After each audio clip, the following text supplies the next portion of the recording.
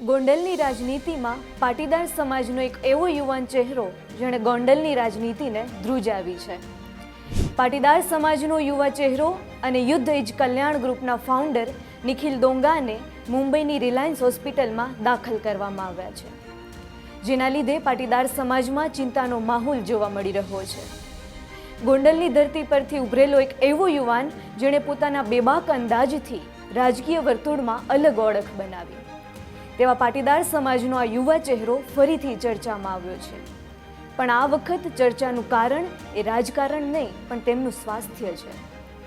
નિખિલ દોંગા છેલ્લા કેટલાક સમયથી કેન્સરથી પીડાઈ રહ્યા છે, જેની સારવાર માટે તેમને મુંબઈની રિલાયન્સ હોસ્પિટલમાં દાખલ કરાયા છે.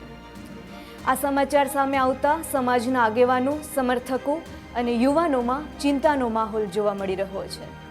પણ હાલ તેમની સર્જરી સફળ રહી છે અને થોડા જ દિવસોમાં નિખિલ દોંગા સમાજ સેવામાં ફરીથી જોડાશે. ત્યારે જ ન્યૂઝરૂમ ગુજરાતની યુટ્યુબ ચેનલને સબસ્ક્રાઇબ કરો અને ઇન્સ્ટાગ્રામ અને ફેસબુક પર ફોલો કરો. અપડેટ રહો, સત્યની સાથે રહો.